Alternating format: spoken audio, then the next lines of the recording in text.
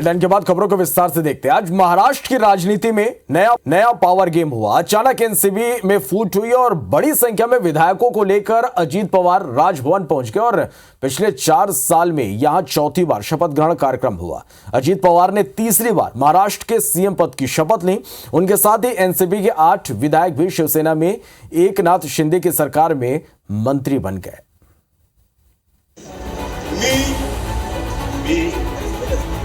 ये अजीत पवार है जिन्होंने 31 महीने में तीसरी बार महाराष्ट्र में डिप्टी सीएम की शपथ ली। वो 5वीं बार महाराष्ट्र के डिप्टी सीएम बने हैं। अजीत पवार के साथ ही एनसीपी के 8 विधायक भी शिवसेना के एकनाथ शिंदे की सरकार में मंत्री बन गए हैं, जिनमें छगन भुजबल, धनंजय मुंडे, अनिल पाटिल, दिलीप वलसे पाटिल, धर्मराव आत्राम, सुनील बनसोड़े, अदिति तटकरे और हसन मुशरीफ शामिल हैं। अजीत पवार समेत शपथ लेने वाले सभी नेताओं ने कहा कि पीएम मोदी देश के विकास के लिए पिछले 9 साल से काम कर रहे हैं। महाराष्ट्र को विकास करने वाला नेतृत्व चाहिए। भुजबल और मैंने विकास को तवज्जो दी। अजीत पवार की सरकार में शामिल होने के बाद सीएम एकनाथ शिंदे ने कहा कि हम विधानसभा और लोकसभा चुनाव में पहले से ज्यादा सीटें जीतेंगे। हमारे साथ सभी विधायक है और हमारे साथ सभी पार्टी के लीडर है। सभी का हमें आशीर्वाद है। देखने को मिलेगा बहुत अच्छी तरह से हम राष्ट्रवादी कांग्रेस पार्टी बढ़ाएंगे। हम राष्ट्रवादी पार्टी के और भी ज्यादा वर्कर्स पार्टी में कैसे आएंगे वो देखेंगे। हम अभी पावर में आए हैं। पावर में आके अलग अलग रीजन जो है वहाँ के जो सवाल है वो सवाल हल करने के लिए हम पूरी कोशिश हमारी रहेगी। उसके बारे में हमारी सबके साथ बात हुई है। आम्ही राष्ट्रवादी काँग्रेस पार्टी म्हणूनच या महाराष्ट्र सरकारचा तिसरा घटक म्हणून त्याच्यामध्ये सामील झालेलो आहोत। काही लोकांचा जो आहे गैरसमज आहे की पार्टी सोडली नाही, राष्ट्रवादी काँग्रेस पार्टी म्हणूनच आम्ही सामील झालेलो आहोत। अनेक दिवस जे आहेत तुम्हाला कल्पना आहे की चर्चा चालू होती, त्याच्याबद्दल आता मी काही बोलत नाही की असं मध्ये काय काय घडलं ते। एक मुख्यमंत्री और 2 मुख्यमंत्री, ये डबल इंजन वाला सरकार मोदी जी के नेतृत्व में चल रहा था, इसको अभी ट्रिपल इंजन मिल गया है। ये अभी बुलेट ट्रेन की गति से भागेगा। महाराष्ट्र की राजनीति में हुए इस बड़े पॉलिटिकल उलटफेर के पीछे बताया जा रहा है कि पवार के पटना में विपक्षी एकता बैठक में मंच साझा करने और राहुल गांधी के साथ सहयोग करने के एक तरफा फैसले से सभी नाराज थे। वहीं शरद पवार के एनसीपी अध्यक्ष पद छोड़ने और वापस लेने को लेकर भी अजीत पवार नाराज थे। महाराष्ट्र में नए घटनाक्रम के बाद शरद पवार ने कहा कि ये पार्टी मैंने बनाई थी। पार्टी के कार्यकर्ताओं पर मुझे पूरा विश्वास है।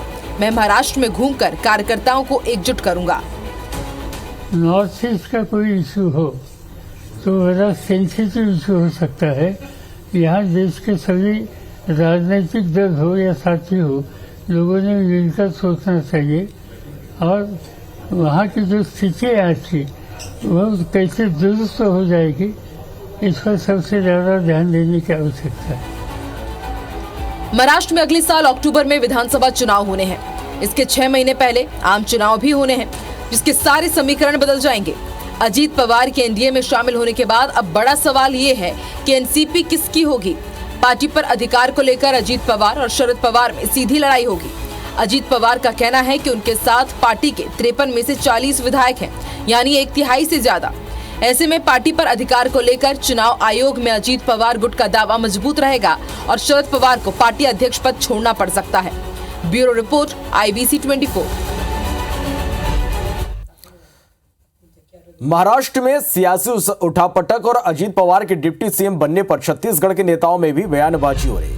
मुख्यमंत्री भूपेश बघेल ने कहा कि अब महाराष्ट्र में ट्रिपल इंजन की सरकार हो गई है। सरकार नहीं बल्कि 3 चक्के वाला ऑटो रिक्शा हो गया। उन्होंने कहा कि अभी शरद पवार जी ने अपने पत्ते नहीं खोले। वहीं छत्तीसगढ़ के डिप्टी सीएम TS सिंहदेव ने कहा कि ये एनसीपी का अंदरूनी मामला है और भाजपा सांसद सुनील सोनी ने कहा कि एनसीपी शिवसेना में परिवारवाद की राजनीति चल रही है, जिसके चलते ये तो होना ही था। महाराष्ट्र में लगातार उठापटक चल रहा है। पिछले समय शिवसेना को तोड़ा गया और अभी एनसीपी। पहले डबल इंजन की सरकार थी, अब वो ट्रिपल इंजन हो गया। ट्रिपल इंजन नहीं हो गया, सरकारी हो गए, ऑटो रिक्शा हो। वो उनके पार्टी के अंदरूनी मामला है, हम लोग क्या कमेंट उसमें कर सकते हैं, ना जाते तो बेहतर होता। जब वो परिवारवादी पार्टी बनाए हैं और अपनी बेटी को जो है वो कार्यकारी अध्यक्ष बनाया, तो सभी विधायकों के अंदर, सबके अंदर में आक्रोश आया और वो शिक्षा से आ रहे हैं सब। आम आदमी पार्टी ने आज बिलासपुर में बड़ा मेगा शो किया। आप पार्टी के राष्ट्रीय संयोजक और दिल्ली के सीएम अरविंद केजरीवाल और पंजाब के मुख्यमंत्री भगवंत मान बिलासपुर पहुंचे और इसके साथ ही छत्तीसगढ़ में अब चुनावी मुकाबला त्रिकोणीय हो गया।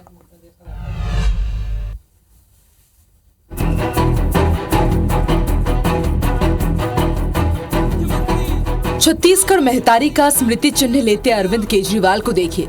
दिल्ली से 1147 किलोमीटर दूर बिलासपुर में रविवार को केजरीवाल चुनावी शंखनाद करते नजर आए। पूरे जोश खरोश के साथ दिल्ली के तख्त पर बैठे केजरीवाल ने रायपुर की गद्दी पर अपना दावा ठोका। भारत माता की इनकलाब, इनकलाब। चुनाव को अभी करीब 4 महीने का वक्त बाकी है और रविवार को केजरीवाल ने छत्तीसगढ़ में अपनी मौजूदगी दर्ज कराई। निशाने पर पीएम मोदी थे, बहाना मुफ्त की योजनाएं थी। घंटों का सफर, आंखें लाल हो गई मोदी जी की। बोले केजरीवाल फ्री की रेवड़ी बांट रहा है, केजरीवाल फ्री की रेवड़ी बांट रहा है। हाँ मोदी जी, मैं फ्री की रेवड़ी बांट रहा हूँ। आपके वाले तो सारे रेवड़ी लूट के ले जाते हैं, अपने घर भर रहे हैं सारी रेवड़ी से। यानी केजरीवाल अपनी माले मुफ्त दिले बेरहम वाली राजनीति से बाज नहीं आएंगे। उन्होंने पंजाब का उदाहरण भी बिलासपुर की जनता के सामने पेश किया। 1 साल में भगवंत मान ने पंजाब के अंदर 24 घंटे बिजली कर दिया, बिजली के पावर कट नहीं लगते। बहरहाल इस वक्त केजरीवाल के खास यानी कि सिसोदिया, सत्येंद्र जैन जैसे नेता जेल में बंद है और अब चुनावी प्रचार में भगवंत मान केजरीवाल का पूरा साथ दे रहे हैं। दिल्ली के बाद पंजाब जीत चुकी आम आदमी पार्टी आत्मविश्वास से भरी नजर आ रही है। दिल्ली आना और कोई भी सरकारी स्कूल में चले जाना, एक रेडी पटरी वाले का बच्चा और एक जज का बेटा और एक कमिश्नर का बेटा एक ही बेंच पर बैठकर एक ही किताब पढ़ रहे हैं वैसा दिल्ली में। वैसे हम आपको पहले भी कई बार बता चुके हैं कि छत्तीसगढ़ में बीजेपी कांग्रेस किसी भी तीसरे विकल्प को खारिज करती रही। रविवार को हुई केजरीवाल की सभा के बाद कांग्रेस ने हमेशा की ही तरह प्रतिक्रिया दी। दिल्ली और पंजाब का क्या हाल है। जिस पंजाब को में शांति कायम करने के लिए कांग्रेस ने इतनी शहादत दी, इतना लड़ाई लड़ा, उसको आज वहाँ पर क्या हाल बना करके रखा है। तो यहाँ किसी का दाल, दिल्ली को कैसे देखते हैं? यहाँ किसी की दाल गलने वाली नहीं है। जिसको आना है, जिसको जाना है जाए, जैसे आए थे वैसे जाएंगे सब। तो कुल मिलाकर केजरीवाल ने छत्तीसगढ़ में दस्तक दे दी है। चुनावी रणभेरी बच चुकी है। देखना दिलचस्प होगा कि छत्तीसगढ़ में आम आदमी पार्टी फैक्टर कितना कारगर साबित होता है। Bureau report, IBC 24। प्रधानमंत्री नरेंद्र मोदी 7 जुलाई को रायपुर आ रहे हैं। इससे पहले राजनीतिक बयानबाजी तेज हो गई। मोदी के कार्यक्रम के निमंत्रण को लेकर शुरू हुई सियासी झूठ और सच की राजनीति तक जा पहुंची, तो वहीं बीजेपी पीएम मोदी के दौरे को लेकर खासी तैयारी कर रही है। देखिए रिपोर्ट।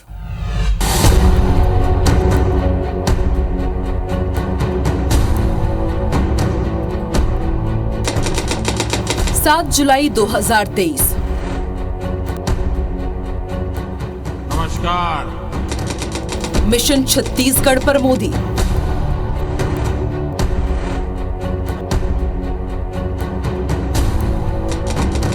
मध्य प्रदेश में चुनावी शंखनाद के बाद अब छत्तीसगढ़ की बारी।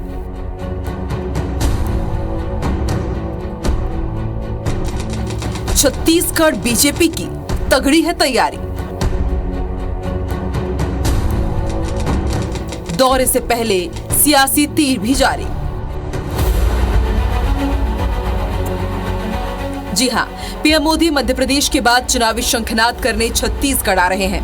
देश के मुखिया के छत्तीसगढ़ दौरे से पहले जाहिर सी बात है, सियासी तीर भी जोरदार तरीके से छोड़े जा रहे हैं और मोर्चा संभाला हुआ है खुद सीएम भूपेश बघेल ने, जिन्होंने निमंत्रण से लेकर बीजेपी के नेताओं की छत्तीसगढ़ दौड़ पर भी तंज कसा। देखो, निमंत्रण देंगे तो जो शासकीय कार्यक्रम है, प्रधानमंत्री सूचना आएगी तो प्रधानमंत्री सेवा स्वागत करने भी जाएंगे और कार्यक्रम में भी शामिल होंगे। लेकिन पिछले समय जब रेल का उद्घाटन हुआ, आपको याद होगा, ये राव घाट वाले में सूचना भी नहीं दिए थे। अभी हरी झंडी दिखाए वंदे भारत, उसमें कौन सूचना दिए थे क्या? कोई निमंत्रण नहीं था। बुलाया तो शैतान के घर भी जाएंगे, ना बुलाया तो भगवान के घर ना जाएं। लेकिन सब लोग झूठ परोस के जा रहे हैं। जिस प्रकार से गृह मंत्री जी ने कहा कि धान हम खरीदते हैं, ये सबसे बड़ा सफेद झूठ है। तो कितना झूठ बोलवाएंगे भारतीय जनता पार्टी के लोग? सीएम भूपेश बघेल के इन बयानों पर भला बीजेपी कैसे चुप बैठती? पूर्व मंत्री बृजमोहन अग्रवाल ने कांग्रेस को घेरा और कहा कि जनता कांग्रेस का झूठ जानती है। भगवान के घर तो आपके नहीं चाहने पर भी जाना पड़ता है, और मुझे लगता है अब उनको भगवान के घर जाने की जल्दी हो गई। झूठ कौन परोस रहा है, ये तो छत्तीसगढ़ की जनता जानती है। 10 लाख नौजवानों को बेरोजगार, नहीं तो 2500 रुपए बेरोजगारी भत्ता। क्या हुआ? बीजेपी के ये बयान, ये तेवर साफ बयां कर रहा है कि बीजेपी पीएम मोदी के इस दौरे से बेहद उत्साहित है। वो भी इतना कि बीजेपी दावा कर रही है कि शाम सभा में 1 लाख लोग शामिल होंगे, जिस पर कांग्रेस ने तंज कसा और कहा कि मोदी जी यहाँ आ रहे हैं, प्रदेशवासी उनको उनके वादों की याद दिलाएंगे।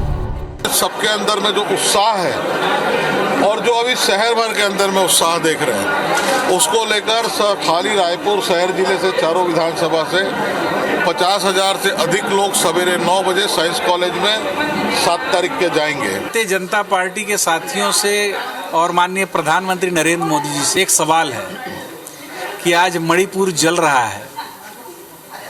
आप मणिपुर जाने के बजाय कभी अमेरिका पहुंच जा रहे हैं, कहीं भटक के मध्य प्रदेश, तो कभी छत्तीसगढ़। जैसे मौसम भटकता है उस प्रकार से आप जहां जाना वहां जाकर के दूसरी जगह जा रहे हैं। प्रधानमंत्री नरेंद्र मोदी के छत्तीसगढ़ दौरे से पहले सियासी वार पलटवार जारी है। कहना गलत नहीं होगा, जैसे जैसे पीएम मोदी के दौरे नजदीक आता जाएगा, छत्तीसगढ़ का सियासी पारा बेहद हाई होता जाएगा। Bureau report, IBC 24।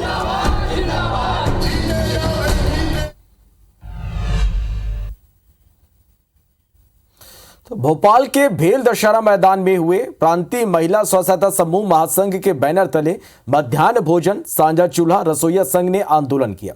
भोपाल के भेल दशहरा मैदान में हुए आंदोलन में बड़ी संख्या में रसोईया महिलाएं शामिल हुई। वहीं PCC चीफ कमलनाथ भी रसोईया महिलाओं के आंदोलन में शामिल हुए, जहां प्रांतीय महिला स्व सहायता समूह महासंघ ने अपनी मांग रखी। वहीं स्व सहायता समूह के साथ समन्वय बनाने वाले कांग्रेस नेता सैयद जाफर ने कहा कि कांग्रेस की सरकार बनने पर उनके साथ न्याय होगा। रसोईया संघ के आंदोलन में कमलनाथ ने कहा कि सरकार आपका अपमान कर रही है। उन्होंने कहा कि हम घोषणा नहीं करते, वचन देते हैं, आने वाले समय में कमलनाथ आपकी सुरक्षा करेगा। एक बार फिर मध्य प्रदेश की ये रसोईया बहनें आपकी तरफ आशा भरी निगाहों से देख रही हैं कि ये बहनें ये नारी सम्मान की मांग करती हैं कि आने वाले समय में कमलनाथ आपकी रक्षा करेंगे, कमलनाथ आपकी रक्षा करेंगे, और ये अपमान और अन्याय से आपको भी लड़ना पड़ेगा। कमलनाथ लड़ेंगे।